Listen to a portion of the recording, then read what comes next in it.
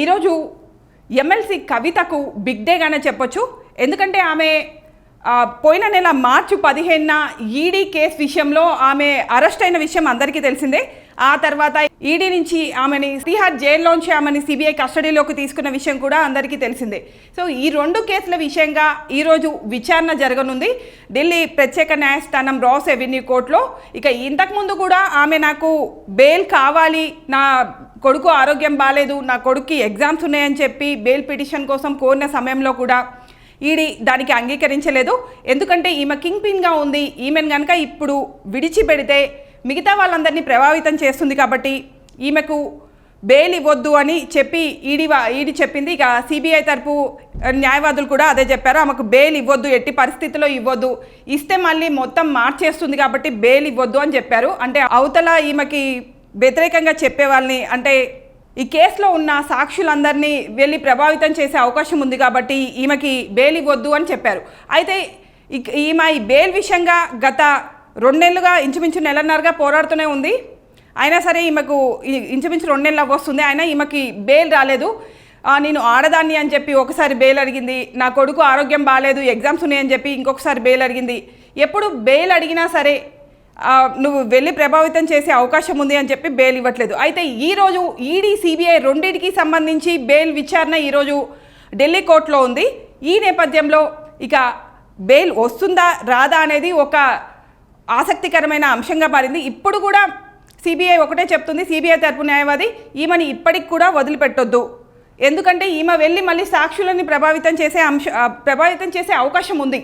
ఈమెను వదిలిపెడితే బయటికి వెళ్ళి ఈమెమో నేను క్యాంపెయినింగ్ చేసుకోవాలి, నాకు లోక్సభ ఎలక్షన్స్ దగ్గరకు వచ్చినాయి, బీఆర్ఎస్ పార్టీ నుంచి నేనే స్టార్ క్యాంపెయినర్ని కాబట్టి నేను వెళ్ళి క్యాంపెయినింగ్ చేసుకోవాలి, నాకు బెయిల్ ఇవ్వండి, ఇంకా 7 సంవత్సరాలకి మించి శిక్ష పడని కేసులో ఇన్ని రోజులు అరెస్ట్ చేసి ఉంచడం కరెక్ట్ కాదు, కాబట్టి నాకు బెయిల్ ఇవ్వండి అని ఈమె తరపు న్యాయవాది ఈమె తరపున వాదిస్తున్నాడు.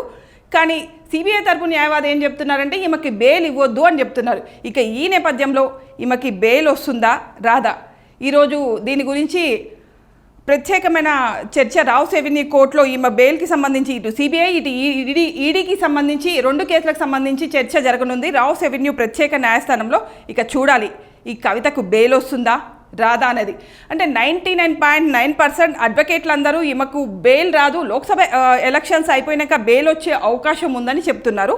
ఇక ఈ నేపథ్యంలో ఈమెకు బెయిల్ వస్తుందా రాదా అనే విషయం గురించి మనం ప్రముఖ అడ్వకేట్ అల్లం నాగరాజు గారిని అడిగి తెలుసుకుందాం. సార్, కవిత ఈడీ కేసు సార్. చెప్పండి అమ్మా. నమస్తే సార్. నమస్తే అమ్మా. సార్, ఇప్పుడు ఈడీకి సిబిఐకి సంబంధించిన 2 కేసులు ఈరోజు విచారణలో ఉన్నాయి సార్. ఏమేమో బీఆర్ఎస్ నుంచి నేను స్టార్ క్యాంపెయినర్ని, నాకు బెయిల్ ఇవ్వండి అని చెప్తున్నది. అవతల సిబిఐ తరపు న్యాయవాదేమో ఈమెకు బెయిల్ ఇవ్వద్దు, ఈమె బయటకు వస్తే సాక్షులను ప్రభావితం చేసే అవకాశం ఉందని చెప్తున్నారు. బెయిల్ ఇచ్చే అవకాశం ఏమన్నా కనిపిస్తుందా సార్? బెయిల్ ఇచ్చేది ఇవ్వండి అనేది discretional power depends upon the judge. Okay, judge గారు వీళ్ళు చెప్పే ఏదైతే వీళ్ళు సబ్మిట్ చేసేది ఏదైతే కంటెంట్ ఏదైతే ఉంటుందో అది వాళ్ళు జడ్జి గారు సాటిస్ఫై అయితే ఇవ్వచ్చు. కానీ దానికి ఇవ్వద్దు అనేది అయితే లేదు, ఇవ్వచ్చు అనే దాని మీద అయితే లేదు. కానీ ఒక అడ్వకేట్ గా వేరియస్ కేసెస్ లో ఉండి ఈ కేసు గురించి నాకున్న అవగాహన ప్రకారంగా ఖచ్చితంగా కూడా మనకు ఈమెకైతే బెయిల్ ఇచ్చే పరిస్థితి అయితే ఉండదు.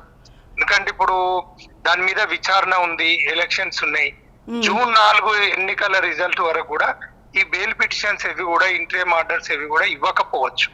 ఎందుకంటే ఉన్న దాని మీద ఇస్తే కనుక ఈ నోటిఫికేషన్ రాకముందుకే ఏదన్నా చేసేట్టుండే. కానీ ఇప్పుడు ఉన్నటువంటి సందర్భంలో ఇప్పుడు ఆమె రాజకీయ ప్రస్థానం ఉన్నటువంటి వ్యక్తి, రాజకీయంగా కొంత దుమారం లేపి నన్ను ఇల్లీగల్ గా అరెస్ట్ చేసిరని ఇవన్నీ మ్యానిపులేట్ చేసేది విధంగా. ఎందుకంటే కాన్స్టిట్యూషన్ అనేది మనకు ఉన్నటువంటి సందర్భంలో ఈమె బయటికి పోయి ఆ ఇష్యూస్ అన్ని రాంగ్ ఇష్యూస్ ను ప్రొజెక్ట్ చేస్తే కనుక ఒక చట్టం మీద జనాలలో నమ్మకం పోయే పరిస్థితి ఉంటుంది. ఎందుకంటే ఆమె మీద గత 1.5-2 సంవత్సరాలకు వెళ్ళి ఈ విషయం అంతా కూడా అవగాహన అవుతున్నటువంటి విషయం. ఎందుకంటే దేశం మొత్తం కూడా బర్నింగ్ టాపిక్ ఇది. అట్లాంటి లిక్కర్ స్కామ్ కేసులో ఒక ముఖ్యమంత్రి జైలు ఉండగా ఈమెకు ఎట్లా కూడా బెయిల్ ఇవ్వరు. ఈమె స్టార్ క్యాంపెయినర్ లేదు, ఏం లేదు, ఆమెకు ఉన్నటువంటి పరిస్థితి లేదు. వాళ్ళ అయ్యా రోడ్ల మీద ఎక్కి మళ్ళా జనాన్ని మాయ చేసే మాటలు చెప్తాడు. మళ్ళా వీళ్ళందరూ వాళ్ళ అయ్యేటప్పుడు ఏమన్నా జనం ఆదరించే అన్న ఇప్పుడు ఎంపీ స్థానాలు 2 3 గెలిస్తే మళ్ళీ వచ్చి ఆమె మళ్ళా బతుకమ్మ ఆడచ్చు, మళ్ళా బొడ్డమ్మ ఆడచ్చు, జనాన్ని మళ్ళా ఆమె కూడా తెలంగాణ యాస భాషల మళ్ళా స్కాములు చేయొచ్చు. ఏదేమైనా ఇదైతే అన్యాయం, జనాలను చోళం చెప్తాడు. ఈ కేసుకు సంబంధించింది కేవలం 100 కోట్లే. కవిత కల్వకుంట్ల కవిత అనేట ఆమె 1 ఎకరం అమ్మతో వస్తాయి ఆ 100 కోట్లు. కానీ ఈ స్కామే కానీ ఆర్థికంగా చూసి ఫైనాన్షియల్ గా రూపాయి స్కామ్ కైనా అదే క్రైమ్, ₹1 100 కోట్ల స్కామ్ కూడా అదే క్రైమ్ రిజిస్టర్ అవుతుంది. క్రైమే, ఎందుకంటే ఇల్లీగల్ యాక్ట్స్ ఏదైతే ఉన్నాయో చట్టం ఎట్టి పరిస్థితుల్లో ఉపేక్షించారు. కానీ ఉన్నటువంటి సందర్భంలో ఈమె కవిత అనేటి ఏదైతే లిక్కర్ స్కామ్ ఏదైతే ఉన్నదో బెయిల్ విషయానికి మీరు అడిగిన ప్రశ్నకు సమాధానంగా ఆమెకు జూన్ 4 ఎన్నికల రిజల్ట్ వచ్చే వరకు కూడా ఆమె బెయిల్ పిటిషన్ పరిశీలనలో ఉండదు. కానీ ఇవాళ ఉన్నటువంటి ఈ లిక్కర్ స్కామ్ ఇష్యూ ఏదైతే ఉందో ఇంకా అనేక మందిని విచారణ జరపాల్సిన అవసరం ఉంది అని చెప్పేసి వాళ్ళ అడిషనల్ ఛార్జ్ షీట్స్ కూడా ఫైల్ చేయడం జరిగింది. ఈడీ సిబిఐ వారు కూడా ఇంకా వాళ్ళను కూడా విచారించేది ఉంది. కాబట్టి వాళ్ళని విచారణ చేపట్టే వరకు కూడా ఈమె బెయిల్ ఇవ్వరు, ఎవరికి కూడా బెయిల్ ఇవ్వరు. సరే, ఈమె తరపు న్యాయవాది ఏం చెప్తున్నారంటే లేదు ఈమెకి బెయిల్ ఇవ్వాలి, ఎందుకంటే 7 సంవత్సరాల లోపు శిక్ష పడే కేసులకి ఇన్ని రోజులు పెట్టుకోరు కాబట్టి ఖచ్చితంగా బెయిల్ ఇవ్వాల్సిందే అని అంటున్నారు. అంటే ఈ కేసులో ఈమెకి 7 సంవత్సరాల లోపే శిక్ష పడుతుందా సార్? పాపం మేము లాయర్లం ఏముంటారమ్మా, మాకు ఫీజులు రావాలి, మమ్మల్ని బతకనియే రాదురమ్మా. ఎందుకు కవిత లాంటి పెద్దోళ్ళు అయితే మా వాళ్ళకంటే ఆమెకు వాళ్ళకి మా వాళ్ళకి కూడా ఫీజు ఇచ్చిందో మళ్ళీ వాళ్ళు అయ్యే పేరు చెప్పి తప్పించుకపోయిందో మా కవితక్క. కానీ వాస్తవానికి కూడా ఈ అడ్వకేట్ల మేము ఆర్గ్యుమెంట్ చెప్తాం కానీ జడ్జి సాటిస్ఫై కావాలి కదమ్మా. ఇప్పుడు కేసు ఫ్యాక్ట్ అవుతుంది కదా, ఇంకా అడిషనల్ ఎవిడెన్సెస్ ఉన్నాయి, అడిషనల్ ఛార్జ్ షీట్స్ వేసిండ్రు, వాళ్ళ ఇన్వెస్టిగేషన్ కంప్లీట్ అంటే కాకుండా. ఇప్పుడు ఆమె తరపు న్యాయవాది ఏం చెప్తుందంటే అసలు సరిగ్గా ఆధారాలను లేని కేసులో ఇన్ని రోజులు పెట్టుకోవటం ఏంటి, ఇంకా దెన్ నెక్స్ట్ ఈమె ఒక లేడీ, ఒక ఆడదాన్ని ఇన్ని రోజులు పెట్టుకోవటం ఏంటి, 7 సంవత్సరాల లోపు శిక్ష పడే కేసులో ఇన్ని రోజులు పెట్టుకోవటం ఏంటి దగ్గర అని అడుగుతున్నారు. 7 సంవత్సరాలు కాదు అంటే 7 సంవత్సరాలు అనేది ఇప్పుడు ఏదైతే below 7 years crime, above 7 years అంటే సార్ నాకే కదా సార్ ఎవరికి తెలియని క్వశ్చన్ ఏంటంటే ఆర్థిక నేరాల విషయంలో 7 సంవత్సరాల లోపే శిక్ష పడుద్దా సార్? ఎన్ని కోట్లు చేసినా గానీ, ఎన్ని కోట్లు ఆర్థిక నేరం చేసినా గానీ? అంటే డబ్బు ప్రధాన భూమిక కాదు. ఇంత డబ్బు చేస్తే ఇంత క్రైమ్ అని ఉండదు. అది రూపాయి అయినా 100 కోట్లైనా సేమ్ క్రైమే. అది 1 రూపీ కూడా వితౌట్ ది కాన్సెంట్ ఇల్లీగల్ గా ఏ యాక్ట్ చేసినా కూడా ఏ పనిషబుల్ అవుతారు. కానీ ఉంటది అంటే ఈ ఏదైతే డెకాయిటీ కేసులో, థెఫ్ట్ కేసులో వేరే ఉంటది. ఇది ఆర్థిక నేరం కాబట్టి దీని మీద పూర్తి విచారణ జరగండి. ఎందుకంటే ఇది అనేక మంది ఇన్వాల్వ్ అయి ఉన్నారు, ఇంకా అనేక కొంత డబ్బు కూడా ఎక్కువ మొత్తంలో చేతులు మారినాయని చెప్పే విషయంలో ఈ కవిత గారిది ఇన్వెస్టిగేషన్ జరుగుతుంది. బెయిల్ పిటిషన్ అయితే ఈ రోజు రాదు. జూన్ 4 వరకు కూడా ఆమె ఎక్స్పెక్టేషన్ పెట్టుకోవడం తప్పు. మా అడ్వకేట్లు బతకడం రైటు. మా వాళ్ళకు అడ్వకేట్లకు అప్పీల్ చేస్తారా, ఆమె తరపున అడ్వకేట్లకు ఫీజు లేనిది మీరు ఏం చేయకూడనైనా. ఆ కుటుంబము బద్మాష్ కుటుంబం, తెలంగాణకే మట్ట తెచ్చినటువంటి కుటుంబం. ఇలా బతుకమ్మను బజార్ల వదిలిపెట్టి ఆ తిహార్ జైలు ఉన్నటువంటి ఆమెను ఇజ్జత్ పోయింది. సార్ ఎట్లా చెప్తారు సార్ 7 సంవత్సరాల లోపే శిక్ష పడుద్దని? మీకు ముందే తెలుసా సార్ అడ్వకేట్లకి? 7 సంవత్సరాల లోపు శిక్ష పడతాయని మేము ఎవరమ్మా చెప్పేది? మరి ఇప్పుడు అడ్వకేట్లు అదే చెప్తున్నారు కదా సార్, 7 సంవత్సరాల లోపు శిక్ష పడే విషయంలో ఇన్ని రోజులు జైల్లో ఉంచొద్దు. ఆయన ఎవరమ్మా? ఇంకా విచారణ కంప్లీట్ కాలే. ఈయన ఎవరు? ఆయన ఏమన్నా జడ్జా? ఒక జడ్జి కాబట్టి ఇంకో జడ్జి, ఇంకో జడ్జి కాబట్టి ఇంకో జడ్జి, సుప్రీంకోర్టు వరకు పోతారు.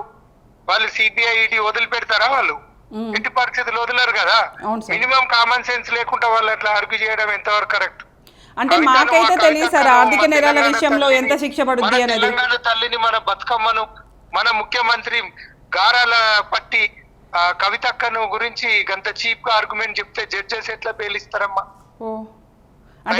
ఎక్కడున్నది అంటే ఏం చెప్పాలి సార్ ఆర్గ్యుమెంట్? ఆర్గ్యుమెంట్ చెప్పే విధంగా ఉంటే ముందే క్రైమ్ రిజిస్టర్ అయినప్పుడు ఇన్వెస్టిగేషన్ సహకరించాలి. దాని మీద ఏదైతే ఉన్నదో స్టే తీసుకోవాల్సి ఉంటే, స్క్వాష్ చేయాల్సి ఉంటే, అంటే ఇన్వెస్టిగేషన్ కి సహకరించట్లేదని చెప్పి ఇప్పుడు బెయిల్ ఇవ్వరా సార్? అంటే అప్పుడు సహకరించలేదు కాబట్టి ఇవ్వరు. ఇప్పుడు దేశం మొత్తంలో ఎన్నికలు అవుతున్నాయి. కవిత అనేది ఒక part and parcel of the country. Only she hails from only Telangana state.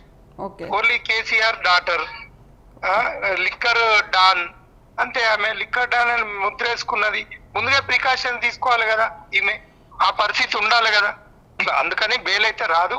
June 4 వరకు కూడా ఎక్స్పెక్టేషన్ పెట్టుకోవద్దు. మీ ఛానల్ తరఫున చెప్తున్నా, కవితక్కకు మనం బతుకమ్మ పేరుదాం, బతుకమ్మ పండుగ కత్తే ఆమె గొప్ప. ఓకే. ఇది స్కామ్ విషయంలో కల్వకుంట్ల కవితకు ఈసారి బెయిల్ వచ్చే అవకాశం చాలా తక్కువగా ఉందని, ఎందుకంటే రాష్ట్రంలోనే కాదు దేశంలో కూడా ఇప్పుడు ఎన్నికలు ఉన్నాయి కాబట్టి, లోక్సభ ఎలక్షన్స్ ఉన్నాయి కాబట్టి, ఎలక్షన్ల నేపథ్యంలో ఆమెకు బెయిల్ ఇస్తే గందరగోళం అయ్యే అవకాశం ఉంది కాబట్టి, జూన్ 4 ఎలక్షన్ల కౌంటింగ్ అయ్యే వరకు కూడా కవితకు బెయిల్ రాదు అని ప్రముఖ అడ్వకేట్ అల్లం నాగరాజు గారు చెప్తున్నారు. ఇక చూడాలి నెక్స్ట్ రావుస్ అవెన్యూ కోర్టు ఎటువంటి జడ్జిమెంట్ ఇస్తుందో, ఒకవేళ కవితకి బెయిల్ ఇస్తుందా ఇవ్వదా అనేది చూద్దాం. మార్చి 15న లిక్కర్ స్కామ్ విషయంలో కవితని అరెస్ట్ చేసిన విషయం మనందరికీ తెలిసిందే. అయితే ఈరోజు ఆ కేసు గురించి ఈడీ విచారణ, ఇంకా సిబిఐ విచారణ కూడా ఢిల్లీ ప్రత్యేక న్యాయస్థానం రావుస్ అవెన్యూ కోర్టులో తీర్పు వచ్చింది. ఈ నేపథ్యంలో ఆమెకు బెయిల్ ఇవ్వలేదు. బెయిల్ కోసం ఆమె పిటిషన్ని అప్లై చేసుకుంది. ఆమె తరపు న్యాయవాదులు కూడా ఆమెకి బెయిల్ ఇవ్వవలసిందిగా అడిగారు. ఇప్పటికీ ఆమె చాలాసార్లు కూడా బెయిల్ పిటిషన్ పెట్టుకుంది. అంటే నా హెల్త్ బాగాలేదని చెప్పి, నేను ఇన్ని రోజులు ఉండడం కరెక్ట్ కాదు అని, అండ్ నా కొడుక్కి ఎగ్జామ్స్ ఉన్నాయి, వాడు మెంటల్గా డిస్టర్బ్ అవుతుందని చెప్పి, ఇంకా నేను స్టార్ క్యాంపెయినర్ అని చెప్పి, ఇలా రకరకాలుగా బెయిల్ పిటిషన్ పెట్టుకుంది. అయినా ఇప్పటివరకు కూడా బెయిల్ ఇవ్వలేదు. అయితే ఈరోజు first time CBI and ED రెండింటికి సంబంధించి బెయిల్ కూడా ఈరోజు ప్రత్యేక న్యాయస్థానంలో విచారణ జరిగింది. దీనికి అంటే ఈ వీడియో కంటే ముందు మనం ఇంకో వీడియో కూడా చేసుకున్నాం. అంటే దీనికంటే ముందే మనం అడ్వకేట్ని తీసుకొని చేసుకున్నాము.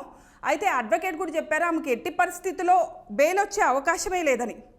ఎందుకంటే ఇప్పుడు ఈమె, నేను స్టార్ క్యాంపెయినర్ని, నేను వెళ్ళాలి, బీఆర్ఎస్ పార్టీ నుంచి నేను ప్రచారం చేయాలి, నేను చెయ్యకపోతే బీఆర్ఎస్ పార్టీ లోక్సభ స్థానాలు తగ్గే అవకాశం ఉంది, నేను ఖచ్చితంగా వెళ్ళాల్సిందే అని చెప్పింది. కానీ అవతల ఒక సీఎం క్యాండిడేట్నే తీసుకొచ్చి లోపల పెట్టారు.